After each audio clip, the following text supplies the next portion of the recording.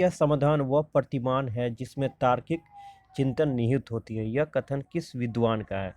Option 1 Skinner, option 2 Stanley grey का, option 3 Thorndike का, option 4 crow and crow का। तो फ्रेंड इसका जो सही आंसर हो जाएगा वो हो जाएगा स्टेनले ग्रे का। स्टेनले ग्रे ने समस्या समाधान के बारे में अपना तार्किक चिंतन दिया था। निम्नलिखित ऑप्शन क्वेश्चन नंबर 2 में कह रहा है कि निम्नलिखित में से कौन सा कथन सत्य नहीं है? कौन सा कथन जो है सत्य नहीं है? विद्यालय में बालक के समक्ष अनेक समस्या आती है। इस संबंध में बालक एक समस्या समाधान के रूप में भूमिका का निर्वाह करता है। ऑप्शन 2 समस्या समाधान का प्रयोग केवल राजनीतिक और सामाजिक जीवन में किया जाता है। ऑप्शन 3 ये जो सर्वप्रथम बालक को समस्या का चयन करना पड़ता है कि उसकी वास्तविक समस्या क्या है। ऑप्शन 4 है कि समस्या समाधान का हल प्रमाणित और परिलक्षित तथ्यों पर आधारित है भी या नहीं, इसका पता लगाना होता है। तो फ्रेंड इसका जो सही आंसर हो जाएगा वो हो जाएगा ऑप्शन 2 हो जाएगा।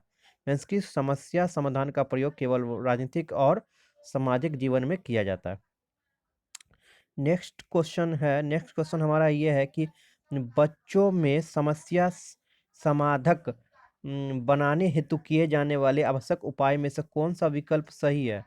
ऑप्शन 1 बालक में आत्म पहचान का गुण विकसित करके, बालक को स्वावलंबी बनाने के लिए प्रोत्साहित करके, ऑप्शन 3 बालक में भाषा का विकास करके, ऑप्शन 4 उपयुक्त सभी। तो फ्रेंड इसका जो सही आंसर हो जाएगा उपयुक्त सभी हो जाएगा। मीन्स कि बच्चों को समस्या समाधक बनाने हेतु जो सही विकल्प है वो हो जाएगा ऑप्शन 1 बालक में आत्म पहचान होना चाहिए, बालक को स्वावलंबी होना चाहिए, बालक में भाषा का विकास होना चाहिए। नेक्स्ट क्वेश्चन है क्वेश्चन नंबर 4 जो हमारा कह रहा है कि निम्नलिखित में से किसका संबंध समस्या समाधान विधि के पद से नहीं है?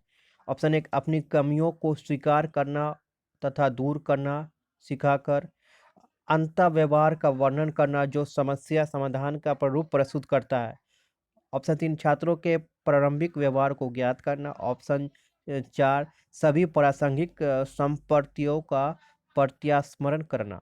तो फ्रेंड इसका जो सही आंसर हो जाएगा वो ऑप्शन 1 हो जाएगा, अपनी कमियों को स्वीकार करना और दूर करना।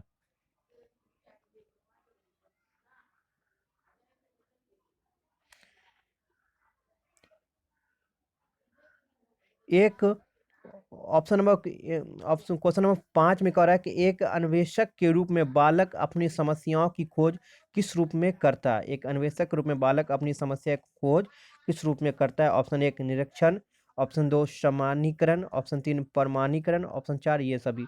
तो फ्रेंड इसका जो सही आंसर हो जाएगा ये सभी हो जाएगा। मीन्स कि एक अन्वेषण के रूप में बालक अपनी समस्याओं की खोज जो करता है वो करता है निरीक्षण के रूप में, सामान्यीकरण के रूप में, प्रमाणीकरण के रूप में। बालक बालक में अन्वेषणात्मक दृष्टिकोण के लाभ के संदर्भ में निम्नलिखित में से कौन सा कथन सत्य नहीं है? ऑप्शन 1 ऐसे बालक कक्षा में प्रथम स्थान पर आते हैं, बालकों में अंतर्दृष्टि भी पैनी होती है, बालक स्वाध्याय की ओर अग्रसर होता है, बालकों में शोध एवं खोज के प्रति रुचि जिज्ञासा उत्पन्न करती है। तो फ्रेंड इसका जो सही आंसर हो जाएगा ऑप्शन 1 हो जाएगा, ऐसे बालक कक्षा में प्रथम स्थान पर आते हैं।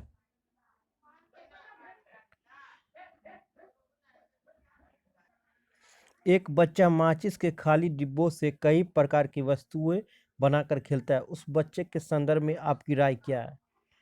ऑप्शन 1 है कि उसमें वैज्ञानिक अन्वेषक के गुणों का विकास हो रहा है, वो पढ़ने से कतराता है और खेलता रहता है, उसके माता पिता उसकी पढ़ाई पर ध्यान नहीं देते हैं, उसे खेल से दूर कर पढ़ाई में लगाने की आवश्यकता है। तो फ्रेंड ये जो इस तरह के क्वेश्चन में का जो आंसर हो जाएगा वो ऑप्शन 1 हो जाएगा कि मीन्स कि उसमें वैज्ञानिक अन्वेषक के गुणों का विकास हो रहा है। मीन्स कि अगर कोई बच्चा माचिस के खाली डिब्बों से कई प्रकार की वस्तु बनाकर खेलता है तो मीन्स कि उसमें जो साइंटिस्ट बनने के लक्षण जो है से दिखने लगते हैं। हो सकता है वो बच्चा आने वाले दिनों में साइंटिस्ट बन सकता है। नेक्स्ट क्वेश्चन कह रहा है कि ये जो बालक में वैज्ञानिक अन्वेषक के गुणों का विकास क्यों किया जाना चाहिए? ऑप्शन एक, उसे खेलों से दूर करने के लिए, उसमें वैज्ञानिक स्वभाव विकसित करने के लिए, उसे पढ़ाई में व्यस्त रखने के लिए, उसे शरारत से रोकने के लिए। तो फ्रेंड इसका जो सही आंसर हो जाएगा ऑप्शन दो होगा, उसमें वैज्ञानिक स्वभाव विकसित करने के लिए। मीन्स कि बालक में वैज्ञानिक अन्वेषक के गुणों का विकास किया जाना चाहिए, मीन्स कि उसमें वैज्ञानिक स्वभाव विकसित हो सके।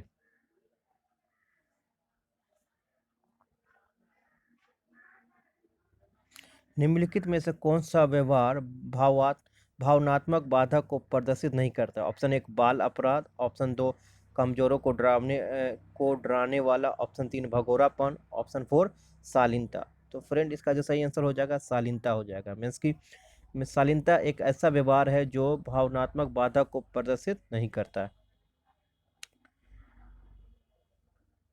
प्रति प्रतिबिंब, अवधारणा, प्रतीक एवं संकेत, भाषा, शारीरिक क्रिया, मानसिक क्रिया, ये सारा किसमें अंतर्निहित है? ऑप्शन एक, अनुकूलन। ऑप्शन दो, प्रेरक पेशी विकास। ऑप्शन तीन, समस्या समाधान। ऑप्शन चार, विचारात्मक प्रक्रिया। तो फ्रेंड इसका जो ये हो जाएगा सही आंसर होगा वो ऑप्शन फोर होगा, विचारात्मक ये प्रक्रिया। इसकी प्रतिबिंब, अवधारणा, प्रतीक, संकेत, भाषा, ये सारा कुछ जो है विचारात्मक प्रक्रिया में शामिल है।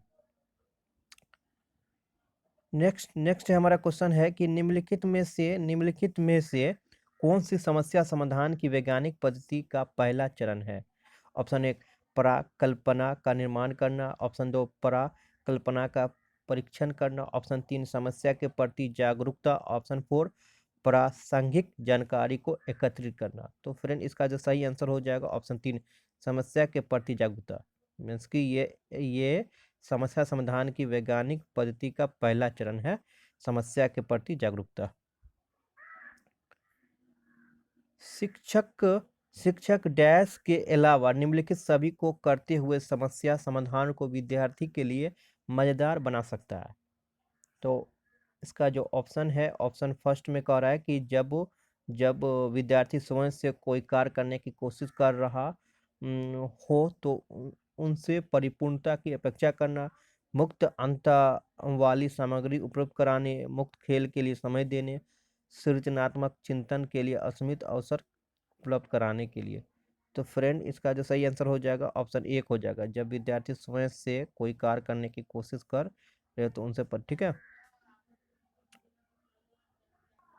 निम्नलिखित में से कौन सी विशेषता समस्या समाधान उपागम का विशेष चिन्ह है? पहला, सही उत्तर प्राप्त करने का समानता एक उपागम होता है। ऑप्शन दो, समस्या केवल एक सिद्धांत प्रकरण पर आधारित होती है।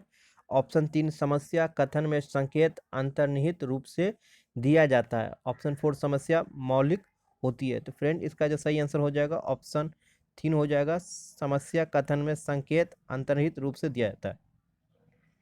आगे बढ़ते हम लोग, नेक्स्ट क्वेश्चन अब देखते हैं क्या कह रहा है। क्वेश्चन नंबर 15 में कह रहा है कि ये निम्नलिखित में से स्मरण करने की कौन सी विधि है? ऑप्शन एक, मिश्रित विधि। ऑप्शन दो, विचार सहचार्य विधि। ऑप्शन तीन, एक और दो दोनों। ऑप्शन फोर, इनमें से कोई नहीं। तो फ्रेंड इसका जो सही आंसर हो जाएगा ऑप्शन तीन होगा, एक और दो दोनों। मीन्स की मिश्रित विधि और विचार सहचर्य विधि जो है स्मरण करने की विधि है। निम्नलिखित में से समस्या समाधान को क्या बाधित नहीं करता है? समस्या समाधान को जो बाधित क्या नहीं करता है? ऑप्शन एक, अंतर्दृष्टि। ऑप्शन दो, मानसिक प्ररूपता। ऑप्शन तीन, मोर्चाबंदी। ऑप्शन फोर, निर्धारण। तो इसका जो सही आंसर होगा अंतर्दृष्टि, इंसाइट, जो है समस्या समाधान को बाधित नहीं करता है। कक्षा में प्रभावी अनुशासन बनाए रखने के लिए शिक्षक को चाहिए, मीन्स की कक्षा में प्रभावी अनुशासन बनाए रखने के लिए शिक्षक को क्या करना चाहिए? ऑप्शन एक, विद्यार्थी जो करना चाहता है उसे करने दे, विद्यार्थी से कड़ाई से व्यवहार करे। ऑप्शन तीन, विद्यार्थी को कुछ समस्या हल करने के लिए दे। और ऑप्शन नंबर फोर में कि दो और तीन दोनों। तो इसका जो सही आंसर हो जाएगा फ्रेंड ऑप्शन ये जो तीन हो जाएगा, मीन्स कि विद्यार्थी को कुछ समस्या हल करने के लिए दे। जो शिक्षक जो है अगर क्लास में डिसिप्लिन बनाना चाहता है, प्रभावी अनुशासन बनाना चाहता है, तो उसे जो है से बच्चों को कुछ समस्या हल करने के लिए दे देना चाहिए, जिसमें बच्चा जो है उसको करने में वो उलझ जाए। और शिक्षक का काम भी बन जाए। नेक्स्ट क्वेश्चन है फ्रेंड कि ये जो जब जब शिक्षार्थियों को समूह में किसी समस्या पर चर्चा का अवसर दिया जाता है तब उनके सीखने का वक्र किस तरह का होता है? ऑप्शन एक बेहतर होता है, ऑप्शन दो स्थिर रहता है, ऑप्शन तीन ये अवनत रहता है, ऑप्शन फोर समान रहता है। तो फ्रेंड इसका सही आंसर होगा बेहतर होता है। मीन्स कि जब बच्चों को समूह में कोई कोई काम दिया जाता है तब उसके जो सीखने का जो वक्र होता है वो बेहतर हो जाता है, अच्छा होता होता है। बच्चों के बारे में निम्नलिखित कथनों में से कौन सा कथन सही है?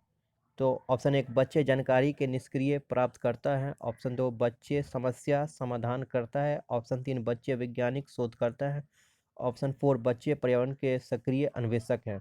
तो फ्रेंड इसका जो सही आंसर हो जाएगा ऑप्शन फोर हो जाएगा, बच्चे पर्यावरण के सक्रिय अन्वेषक हैं। ये भी ऑप्शन एक भी होगा, ऑप्शन दो भी होगा, ऑप्शन तीन में इसके सारा हो जाएगा इनमें से सभी।